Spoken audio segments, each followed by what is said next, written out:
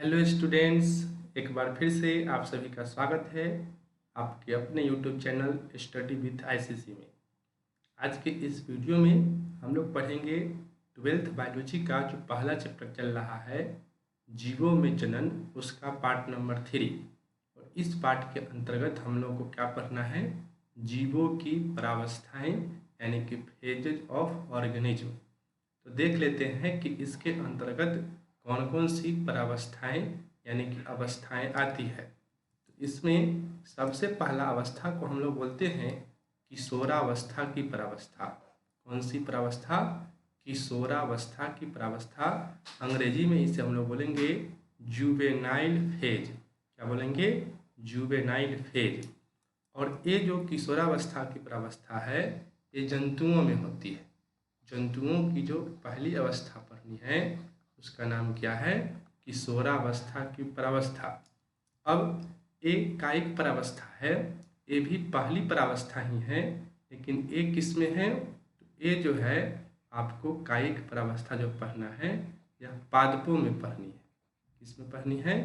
पादपों में। तो पादपों की जो पहली अवस्था होती है उसे ही हम लोग बोलते हैं कायिक परावस्था यानी कि वेजिटेटिव फेज। उसके बाद जो अगला अवस्था है उसको हम लोग बोलते हैं जनन परावस्था यानी कि रिप्रोडक्टिव फेज। और सबसे अंतिम अवस्था जो होती है उसको हम लोग पढ़ते हैं जीर्यमान परावस्था के नाम से यानी कि सेंसेंट फेज। कौन सा फेज? सेंसेंट फेज। तो चलिए हम लोग इसको बारी बारी से देख लेते हैं कि कौन सी परावस्था किस तरह से होती है। तो पहला देखिए लिखा हुआ है किशोरावस्था की परावस्था। एक क्या होती है इसको समझते हैं। जैसे सबसे पहले क्या होता है कि कोई भी जीव जन्म लेता है। आप जानते ही हैं कि सबसे पहले क्या होता है कि कोई भी जीव जन्म लेगा और जन्म लेने के बाद क्या करता है? जन्म लेने के बाद वह वृद्धि करता है। जन्म लेने के बाद क्या करता है? वृद्धि करता है। और वृद्धि करने के बाद वह एक समय ऐसा आता है कि वह जनन के लिए परिपक्व हो जाता है। जनन के लिए क्या हो जाता है?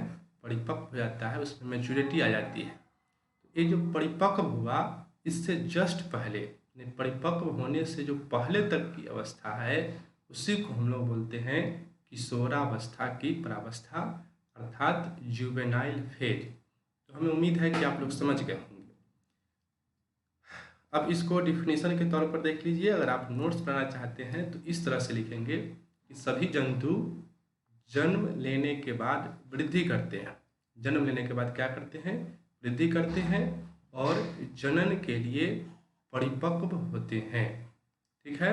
और जंतुओं में वृद्धि की इस अवस्था को क्या कहते हैं? किशोरावस्था की परावस्था कहते हैं। तो इस तरह से आप नोट्स बनाएंगे। अब अगर और आप समझना चाहते हैं तो मैं आपको समझाता हूँ। मनुष्य का ही एग्जाम्पल लेते हैं। तो मनुष्य में क्या होता है कि कोई लड़का होता है। मनुष्य तो कोई लड़का होगा या फिर लड़की होगी, जैसे कि नर या मादा बोलते हैं।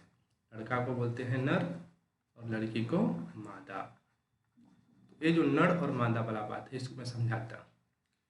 कोई भी लड़का यानी कि कोई भी नर जो होता है उसमें प्रजनन करने की क्षमता एक उम्र के बाद आती है। पहले क्या होता है, जैसे कि आप एक लड़का होंगे या एक लड़की होंगी तो पहले आपका जन्म हुआ होगा, फिर वृद्धि किए होंगे। तो वृद्धि करते करते क्या होता है, एक समय ऐसा आता है कि कोई लड़का है उसमें पिता बनने की क्षमता आ जाती है। कौन सी क्षमता आती है? पिता बनने की क्षमता। यानी कि उसका जो टेस्टिस है उसमें शुक्राणु का निर्माण होने लगता है।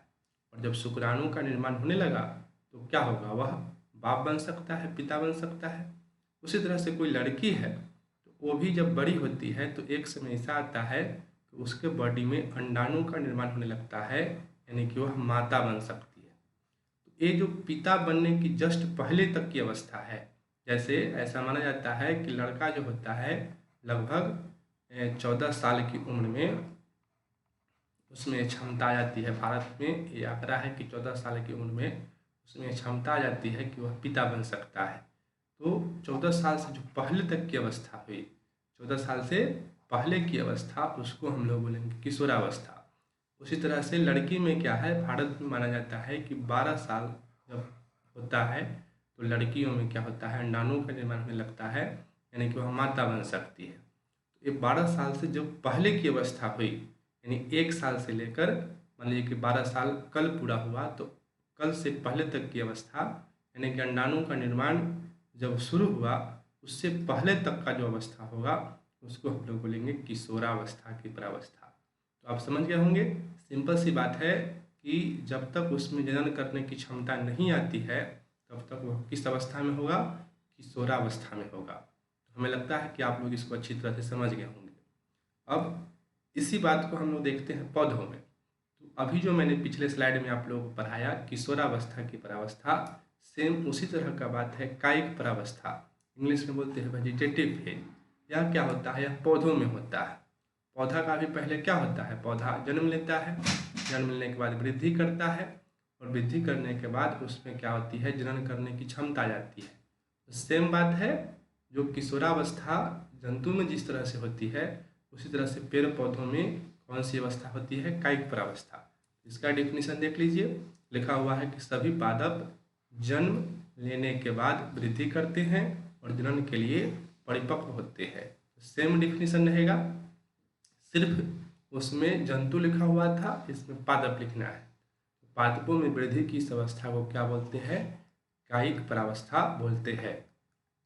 इसको समझने के लिए इस तरह से समझ सकते हैं कि अगर कोई पौधा है, पेड़ है, और उसमें पुष्पन होने लगा, यानी कि पुष्प उससे अब गिरने लगा, तो समझिए कि वह कायिक प्रावस्था को पार कर चुका है। यानी कि पुष्प गिरने के जो पहले तक की अवस्था होगी उसको हम लोग क्या बोलेंगे, कायिक प्रावस्था बोलेंगे, वेजिटेटिव फेज बोलेंगे।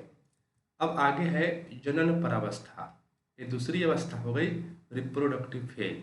तो ये जनन प्रावस्था दोनों में रहेगा, पादप में भी और किसमें, जंतु में, दोनों के लिए सेम डिफिनीशन चलेगा। तो ये जनन प्रावस्था का मतलब क्या हुआ, तो मैंने अभी आपको बताया कि जैसे मनुष्य है तो उसमें नर में शुक्राणु का निर्माण शुरू हो गया और मादा में अंडाणु का निर्माण शुरू हो गया, यानी कि वह उसमें जनन करने की क्षमता आ गई। तो जनन करने की क्षमता अगर आ जाती है तो उसको बोलते हैं जनन प्रावस्था। और ये जनन प्रावस्था है किसके किसके बीच होगी, तो पहला अवस्था आपने देखा कि किशोरावस्था होता है, पहला अवस्था क्या होता है, किशोरावस्था। पेड़ पौधा में इसको क्या बोलते हैं, कायिक प्रावस्था, कायिक प्रावस्था। और उसके बाद आएगा बीच वाला अवस्था आएगा जनन प्रावस्था, और इसके बाद अंतिम अवस्था को बोलते हैं जीर्यमान प्रावस्था। तो जब जनन करने की क्षमता किसी जीव में आ जाएगी, चाहे वो पेड़ पौधा हो या फिर कोई जंतु हो, तो उसको बोलेंगे जनन प्रावस्था। नोट्स आप इस तरह से बनाइएगा कि किशोरावस्था के बाद की वह अवस्था इसमें कोई भी जीव, जीव के मतलब पादप एवं जंतु, जीव क्या हो सकता है, कोई सजीव या तो पादप होगा नहीं तो जंतु होगा, संतान उत्पन्न करने की क्षमता रखता है। कौन चीज उत्पन्न करने की क्षमता रखता है, संतान उत्पन्न करने की क्षमता। तो इसको हम लोग क्या बोलते हैं, जनन प्रावस्था बोलते हैं। तो बहुत आसान बात है कि जब उसमें जनन करने की क्षमता आ जाएगी, पौधा हो या फिर जंतु हो, तो उसको बोलेंगे जनन प्रावस्था, रिप्रोडक्टिव फेज। चलिए अब अंतिम अवस्था को देख लेते हैं, जीर्यमान प्रावस्था। ये क्या है, तो देखिए एक समय के बाद क्या होता है कि कोई भी जीव में जनन करने की क्षमता समाप्त हो जाती है। जैसे मनुष्य ही है, तो आप कभी नहीं सुने होंगे कि कोई 80 साल का अगर पुरुष है तो वह बच्चा पैदा कर सकता है या फिर महिला ही बच्चा पैदा कर सकती है।